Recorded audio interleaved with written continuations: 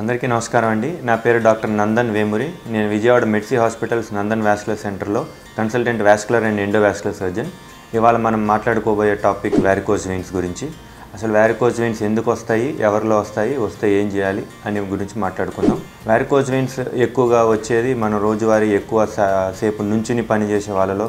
ఫస్ట్గా డాక్టర్లు, teachers, police constables వారు ఎక్కువ నుంచుని ఎవరు పనిచేస్తారో వాళ్ళందరిలో వచ్చే యూజువల్గా మనం చూసే కామన్ ప్రాబ్లం ఏంటంటే వారికోజ్ వెయిన్స్. వారికోజ్ వెయిన్స్ వస్తే ట్రీట్మెంట్ ఎట్లా చేయాలనేది ఇవాళ మాట్లాడుకుందాం.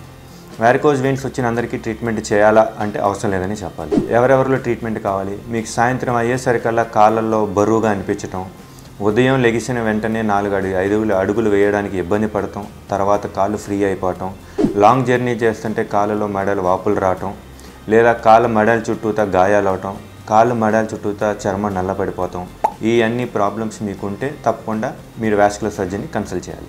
వారికోజ్ వెయిన్ సమస్య ఎంత తీవ్రంగా ఉందో తెలుసుకోవడానికి ఏం చేస్తే తెలుస్తుంది సార్ అంటే, ఫస్ట్ మనం కలర్ డాప్లర్ అనే పరీక్ష చేయించుకోవాలి.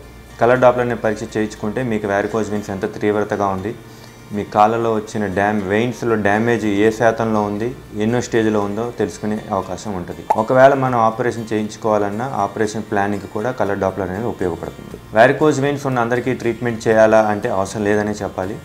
ఫస్ట్ మందులు, లైఫ్ స్టైల్ మాడిఫికేషన్స్ అంటాము, నెక్స్ట్ కన్జర్వేటివ్ మేనేజ్మెంట్ అంటాము. అంటే పేషెంట్కి మందులతోనూ స్టాకింగ్స్తోనూ డెఫినెట్లీ పేషెంట్ని మనం ట్రీట్మెంట్ చేసుకోవచ్చు. మందులు స్టాకింగ్స్ వేసుకున్నా కూడా పేషెంట్కి సిమ్టమ్స్ ఏమీ తగ్గలేదు, కాళ్ళలో బరువులు అట్లాగే ఉంటున్నాయి, కాళ్ళలో వాపులు వస్తున్నాయి, ఇంకా కాళ్ళలో మడల చుట్టూతో నల్లగా అవుతుంది అనుకున్నప్పుడు మనం డెఫినెట్లీ ఆపరేషన్ కానీ వెళ్ళాల్సి ఉంటుందండి. ఆపరేషన్ ఏ రకాలు ఉంటుందంటే, అంతకుముందు ఓపెన్ సర్జరీ అనేవాళ్ళం. అది చాలా ఖర్చుతో కూడుకుంది, మరియు 2-3 రోజులు హాస్పిటల్లో అడ్మిషన్ పడుతుంది, చాలా కాంప్లికేషన్స్తో ఉంటుంది. సో కొత్తగా లేజర్ ట్రీట్మెంట్ అనేది వచ్చింది, రేడియో ఫ్రీక్వెన్సీ అబ్లేషన్ అని ఉంది. ఒకసారి వచ్చిన వారికోజ్ వెయిన్స్ మాయమైపోవటం అంటే జరగదు సర్జరీ చేయకుండా. ఏ స్టేజ్లో ఉందో ఆ స్టేజ్లో కంట్రోల్ అయితే చేసుకోవచ్చు.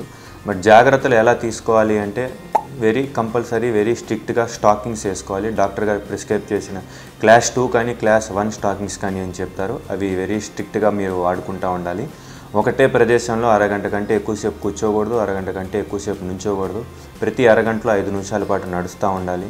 కాళ్ళలో పడుకునేటప్పుడు కాళ్ళు ఒక 10 డిగ్రీల ఎత్తులో పెట్టుకుని పడుకుంటే మంచిది. అట్లీస్ట్ 2-3 లీటర్ల నీళ్ళ వరకు తాగాలి. సో వారికోజ్ వెయిన్స్ వస్తే మీరు కంగారు పడకుండా, భయపడకుండా, ఈ సమస్యలన్నీ మీకు ఉంటే మీరు వాస్కులర్ సర్జన్ని సంప్రదించవచ్చు. నన్ను సంప్రదించాలనుకుంటే కింద స్క్రోల్ అవుతున్న నెంబర్కి కాల్ చేసి అపాయింట్మెంట్ తీసుకుని నన్ను సంప్రదించవచ్చు. Thank you.